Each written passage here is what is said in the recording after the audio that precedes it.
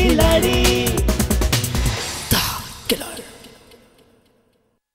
देखो किरण, paper sign करने में कोई हर्ज नहीं है, बशर्ते तुम्हें यह पता होना चाहिए कि कौन सा पेपर साइन करना चाहिए और कौन सा नहीं। लेकिन पेपर्स के बारे में मैं तब समझ सकती हूँ जब मैं पापा का बिजनेस समझ लूं। आई नो, इसलिए अभी कुछ दिनों तक तुम कोई भी पेपर साइन मत करना। दो गलतियां तो मैं ऑलरेडी कर चुकी हूँ। हेलो हेलो, मैंने तुमसे कितनी बार कहा है यहाँ बार बार फोन मत क्या करो। मैं आपसे मिलना चाहती हूँ अभी। सवाल ही नहीं उठता, तुमसे जो कहा है वही करो, वरना तुम अच्छी तरह जानते हो तुम्हारा क्या असर होगा। लेकिन मैं यहाँ किसी को धोखा नहीं दे सकती। मुझसे अपराध हुआ है माँ, हालात से मजबूर होकर ही सही, लेकिन हुआ तो है। और उस अपराध को छुपाने के लिए मैं अपराधों के कैसे चक्रव्यूह में फंस गई। तुम ही बताओ कि अब मैं क्या करूं। काश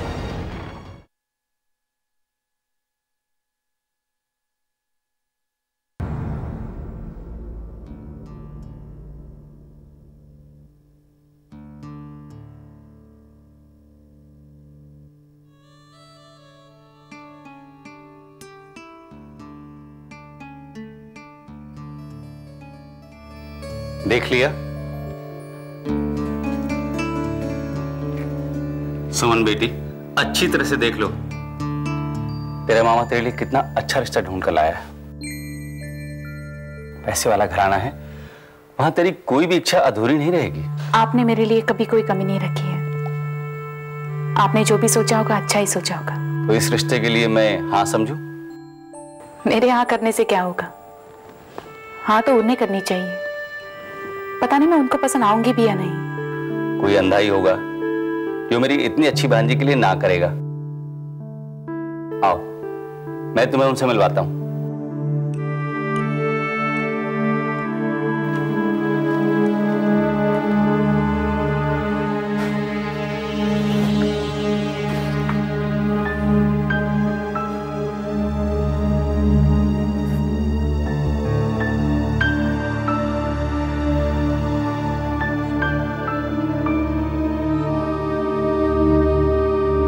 सिकंदर जी, हमारी तरफ से रिश्ता पक्का समझिए। ये तो बहुत खुशी की बात है, हमें भी ये रिश्ता मंजूर है। सुमन, तुम तो खुश हो ना?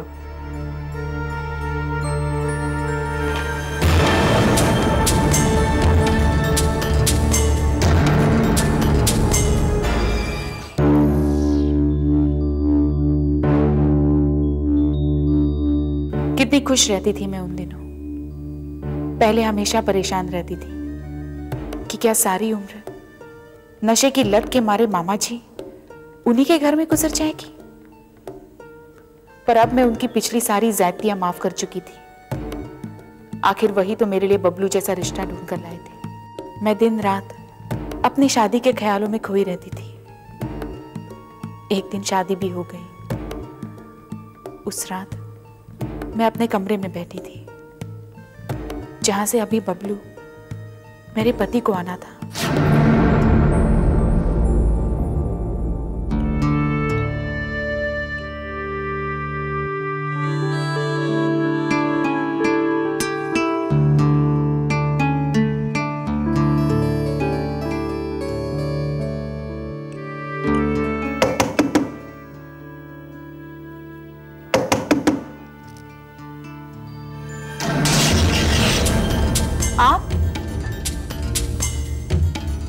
आप यहाँ क्या कर रहे हैं? आप होश में तो हैं? सिकंदर चाहे जितना नशा कर ले, हमेशा होश में ही होता है।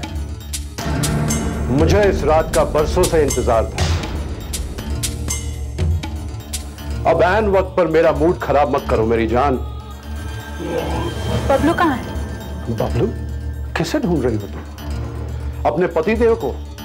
वो यहां क्या करने आएगा? जहां मैं हूं वहां उसका क्या काम? किसकी शामत आई है जो सिकंदर और उसकी चाहत के बीच में आए? मैं आपके आगे हाथ जोड़ती हूँ, आप प्लीज चले जाइए यहाँ से। मैं यहाँ जाने के लिए नहीं आया हूं मेरी जान।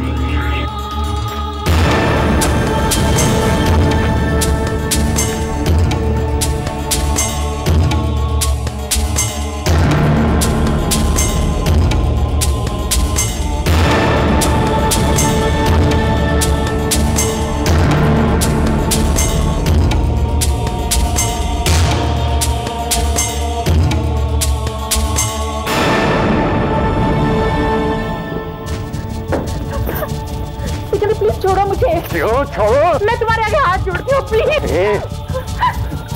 प्लीज छोड़ो, प्लीज। No please.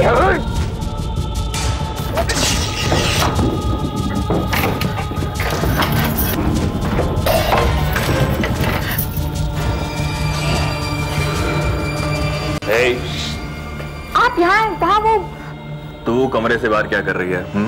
आपके अंकल बिल्कुल होश में नहीं है। वो मुझसे बदतमीजी करने लगे इसलिए मैं, और वो हमारे बेडरूम में कैसे आ सकते हैं? आप जाकर समझाइए उन्हें। तू क्या चाहती है? मैं सिकंदर भाई को जाकर तमीजदारी सिखाऊं? जानती है वो मेरे बॉस हैं, बॉस। सिकंदर बॉस? लेकिन वो, हाँ, वो मेरे कोई चाचा वाचा नहीं है, वो मेरे बॉस हैं, और आज से तेरे भी बॉस हैं। हमें वही कुछ करना होगा जो सिकंदर भाई बोलेंगे, बस। आप क्या कह रहे? मेरी कुछ समझ में नहीं आ रहा। ज्यादा समझने की जरूरत नहीं है, बस इतना समझ लो कि यहाँ वही कुछ होता है जो सिकंदर भाई चाहते हैं, और वो इस समय तुम्हें चाहते हैं। जाओ उन्हें खुश करो। शी, आप मेरे पति को करी थी घटिया हरकत। अरे ऐसी घटिया हरकतें तो हम आए दिन करते रहते हैं, और शादी के फेरे लेना हमारे लिए मामूली सी बात है। क्या? हाँ, यहाँ शादी सिर्फ नाम की होती है। अरे तूने मुझे बोला? पूरे 50,000 में तेरे नशेड़ी मामा से खरीद कर लाया गया यहाँ पर, समझी? आप झूठ बोल रहे हैं, मेरे मामा कभी ऐसा नहीं कर सकते। ये जाकर अपने मामा से जाकर पूछ लेना, समझी? फिलहाल जाकर सिकंदर भाई को खुश करो। नहीं प्लीज, नहीं, छोड़ दीजिए मुझे। चलो जाकर सिकंदर भाई को खुश करो, वरना मेरी शाम बता सके। चल चलना, छोड़ो मुझे। चलना। माफ करना बहुत, ये लड़की दौड़ता मुझे हो रहा है, पर मैं आपके लिए लेके आया फिर से।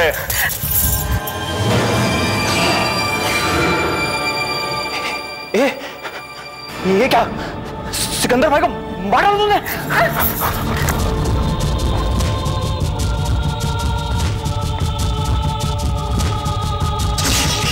रुक जा सुमन, सुमन रुक जा, देख बहुत पछताएगी तू।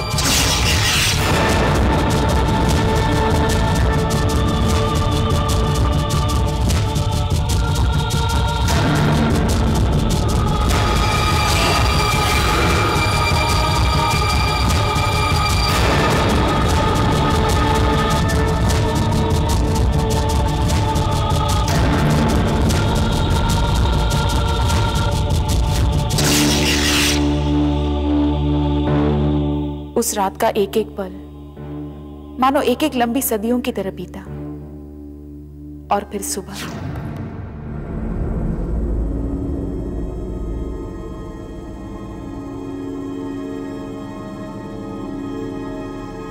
मुझे यकीन नहीं हो रहा कि मेरे मामा ने मुझे 50,000 के लिए बेच दिया।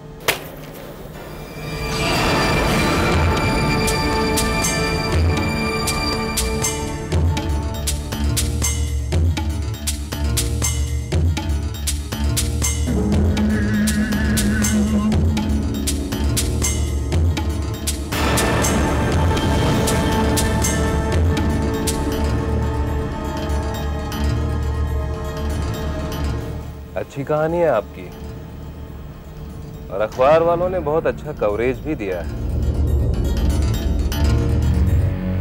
नहीं घबराइए नहीं, मुझे अपना शुभचिंतक ही समझिए, मैं आपके बारे में किसी को नहीं बताऊंगा। लेकिन हाँ, अगर इस शहर के जाने माने माफिया सरगना सिकंदर का कत्ल हो जाए और आप इस तरह खुलेआम यूं भटकती रहें तो कभी ना कभी तो पकड़ी जाएंगी। क्या चाहते हैं आप मुझसे? देखिए, ये जगह इस तरह की बातें करने के लिए ठीक नहीं है, और फिर आपका हुलिया भी। देखिए, मैं मुंबई का जाना माना वकील हूं, कोई गुंडा मवाली नहीं हूं। चले? ठीक है, जैसी आपकी मर्जी। वैसे मैं आपकी मदद करना चाहता था। सुनिए। जी?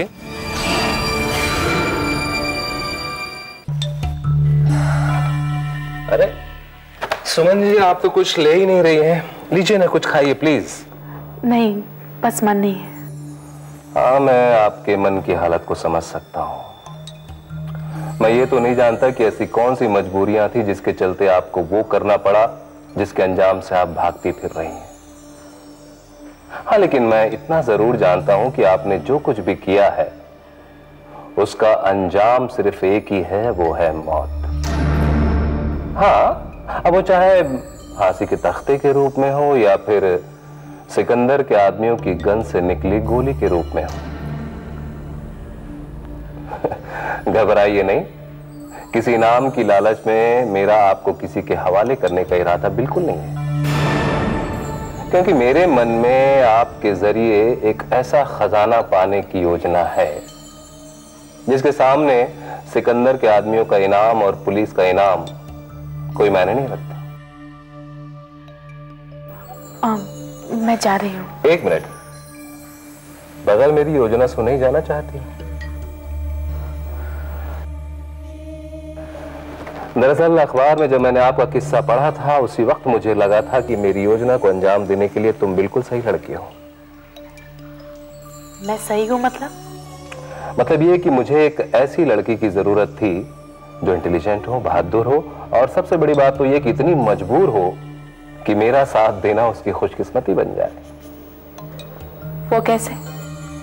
मैं आपको एक छोटी सी कहानी बताता हूं। आपने मुंबई के आहूजा ग्रुप ऑफ इंडस्ट्रीज का नाम तो सुना होगा? नहीं? खैर कोई बात नहीं।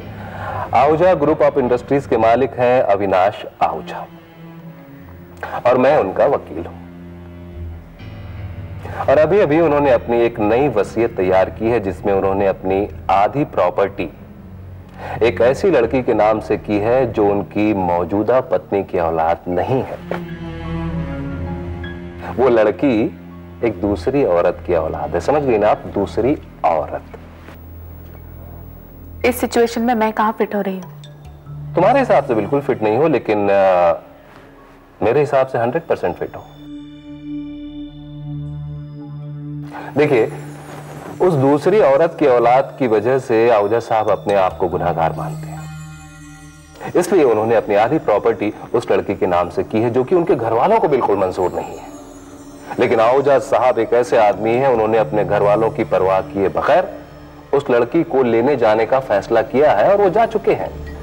लेकिन आहूजा साहब जब घर पहुंचेंगे तो उनके साथ में उनकी बेटी किरण नहीं होगी बल्कि तुम होगी। मैं तुम्हें वहां आहूजा की प्रॉपर्टी का 50% का हिस्सेदार बनाकर उस घर में पहुंचा दूंगा। लेकिन वो लोग मुझे किरण आहूजा क्यों मानेंगे? मानेंगे, जरूर मानेंगे, क्योंकि किरण को आहूजा साहब के अलावा और कोई पहचानता ही नहीं है। और आहूजा साहब अब घर पहुंचेंगे ही नहीं। जब वो घर नहीं पहुंचेंगे तो तुम्हें कौन पहचानेगा सिवाय मेरे? आहूजा साहब घर क्यों नहीं पहुंचेंगे? क्या है कि जाने वाले तो कभी लौटकर वापस आते नहीं है ना।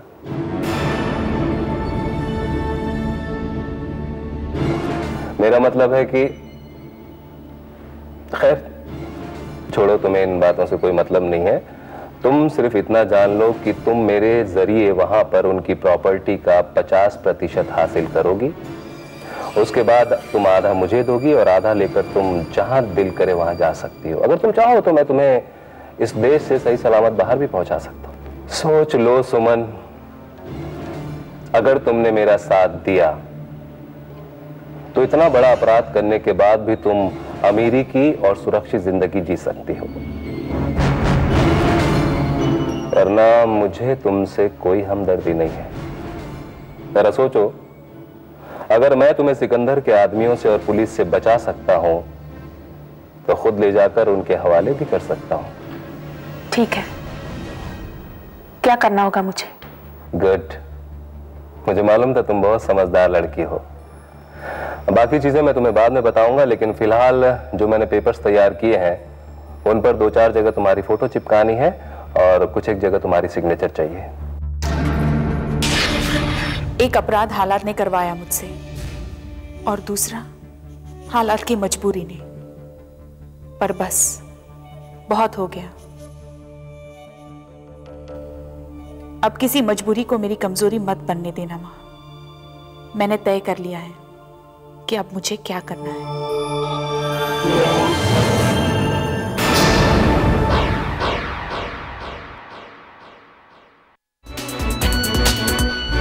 टेढ़ी मेढ़ी